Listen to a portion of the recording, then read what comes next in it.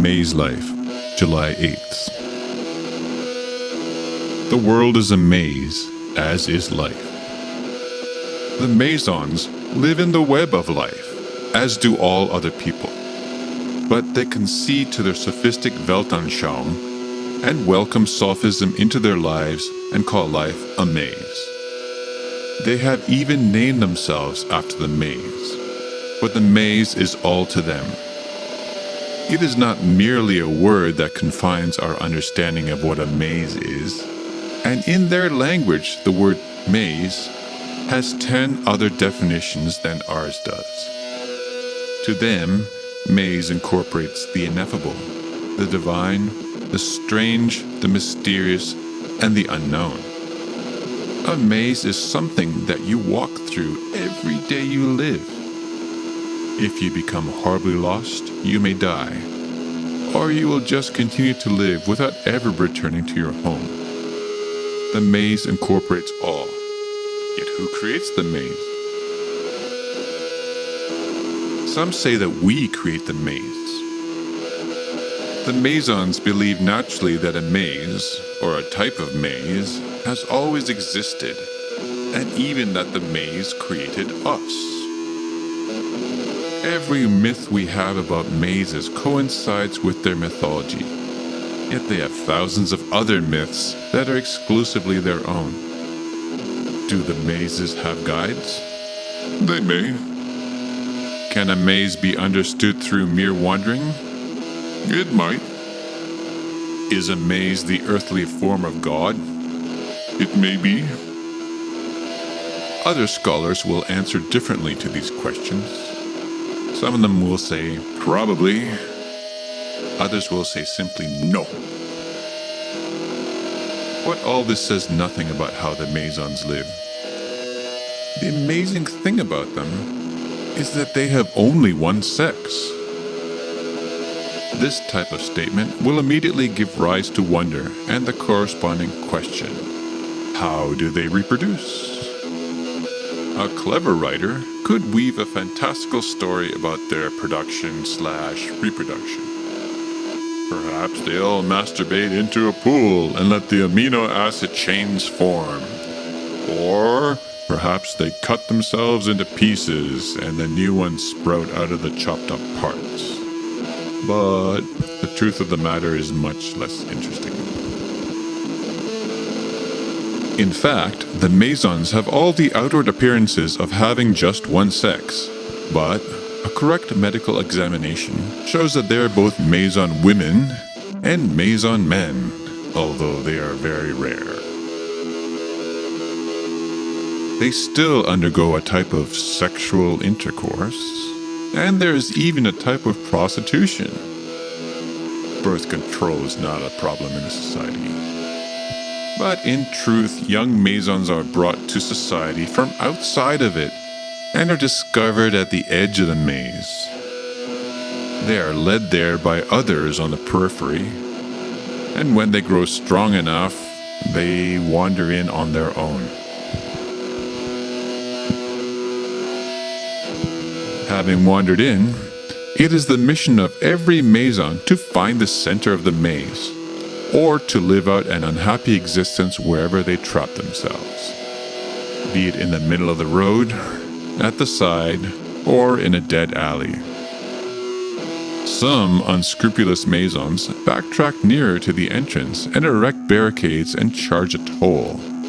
Sometimes, when this happens, it is said that in the middle of the night, the bull from the center of the maze comes charging out and destroys the barricade and all those running it. There's no way to make money in a maze anymore. There is just the journey. And everybody must make the journey. Life and society are the maze, as is the quest for knowledge, fortune, adventure, and almost everything else, except perhaps despair, stagnation, and death.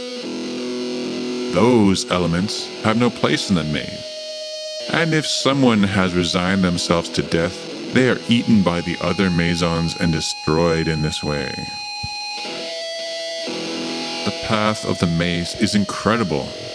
And since infants enter it at the beginning, they coexist only with others of their age until they get lost and come across people backtracking.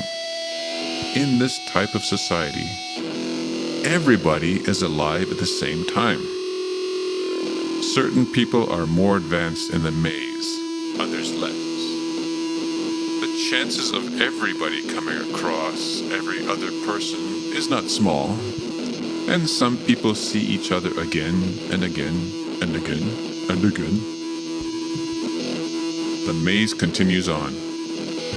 People know they are nearing the center when they feel heat beginning to rise. In the outer limits, it is colder and people freeze. Near the center, the steam is everywhere and people shed their clothes. That is when they see that they are all beautiful women. For the women have probably all killed the menfolk on their way in. They do this whenever they encounter a particularly offensive one, or the men are killed in the act of sex when the woman has the right to eat the man's head. This is perhaps the only concrete custom that the Masons have. All others are based on a type of oral tradition where the myths and metaphors of the past are passed down.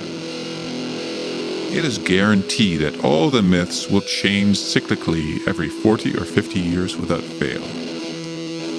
The people do not mind this, for the important thing is that they are legends, which are susceptible to corruption, as are metaphors. Some of these metaphors include the foot, a metaphor for walking. The mouth, a metaphor for eating. The stone is a metaphor for difficulties, for music, for stones in general, or for men.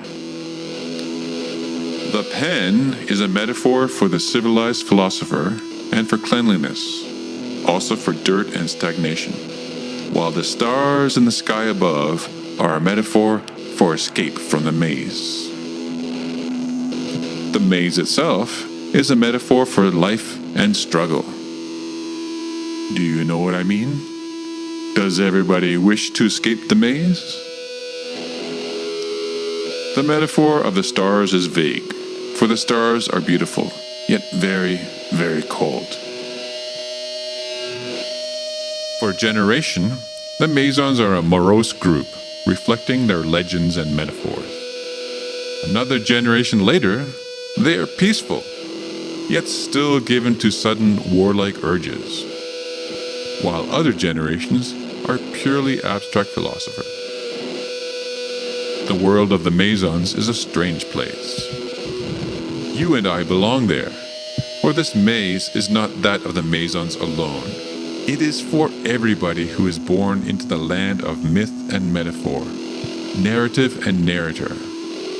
Believe what you see, but also believe what you hear.